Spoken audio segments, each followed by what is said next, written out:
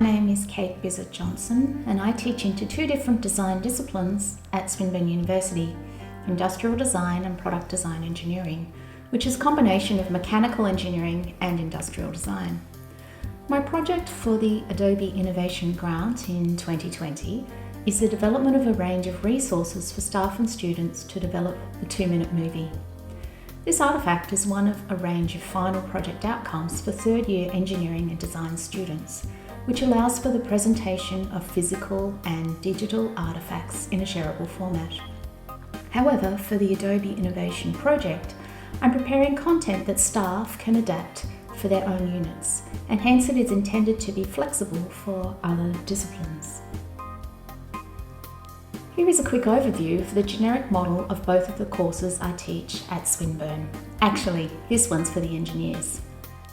It's modelled on the double diamond design process with a series of learning activities, and you can see the complexity. The first half of the diamond on the left is around setting the scene for the project.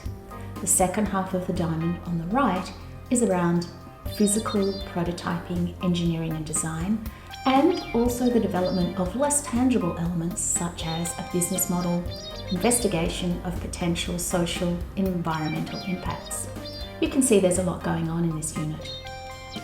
But the important thing is to see that the final outcome is the 2-minute movie, which is a synthesis of all of these elements of the project, telling the story from problem to final solution.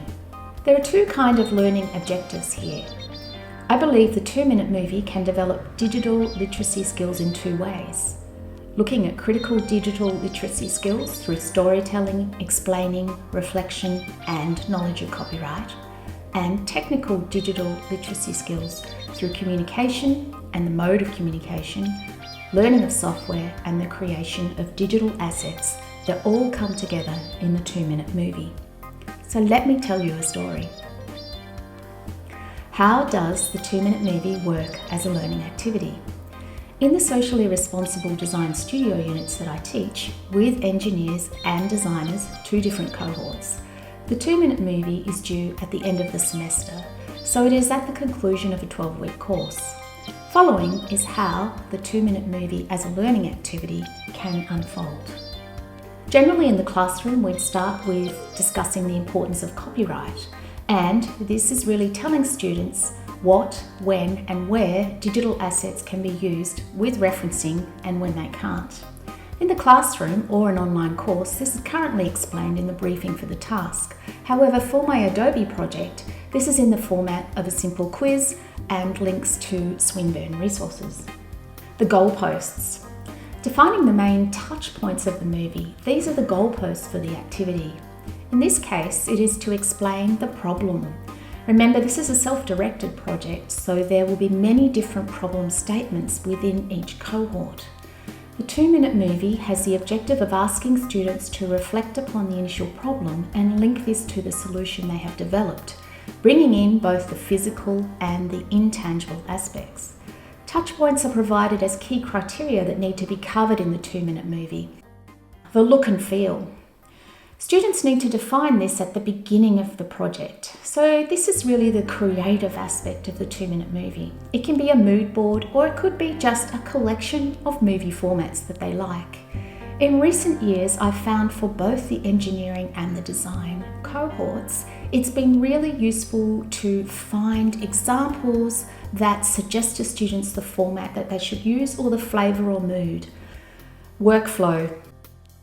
Workflow helps to set up the students of working through the project. The storyboard template acts as a point for formative feedback. The storyboard is also a reflective process. This is part of the critical literacy part of the project. It helps students to list the required digital assets, to make sure they are working with the required touch points, and helps them to develop a script or voiceover or text call-outs.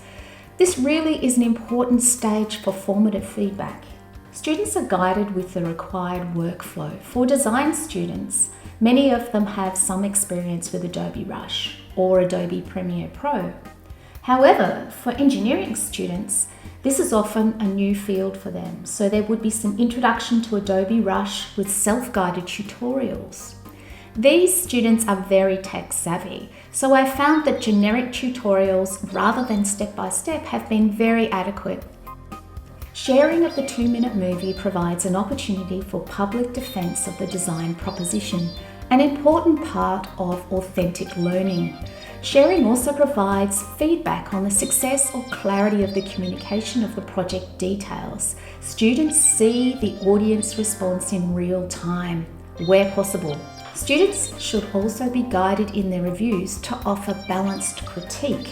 So the focus of the 2-minute movie assessment becomes on the content in this context rather than the proficiency of the filmmaking process. The assessment rubric can be flexible depending on the prior learning, in this case, engineering or design students. However, it is important again to really stress the focus on content. Assessment criteria can be broken down in 2 ways to match the learning objectives. Critical literacy, which is evidence of reflection in selecting and explaining the key touch points, utilising a logical story, attribution and referencing of copyright material, and appropriate selection and/or creation of digital assets. Technical literacy can be assessed by looking at the compilation of digital assets using Adobe software into the movie format with a consistent look and feel, clear and professional communication of key touch points, and using sourced and/or created digital assets. Additionally, I believe the 2-minute movie supports authentic learning as the task is an ill-defined problem. It requires oral defense. It makes use of important peer review and incorporates the experiential aspect of drafting the story and learning the software to create a project presentation.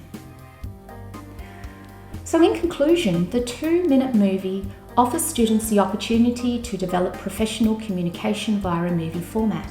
It has proved to be engaging and shareable, and thus this format provides an excellent format for presentations of complex projects.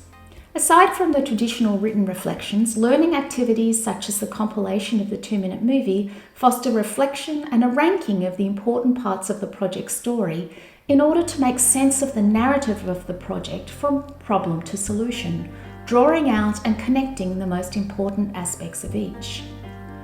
Making the movie short forced students to make choices about the important aspects of the problem and the solution. Thank you for listening. This has been Kate Bissett-Johnson from Swinburne University.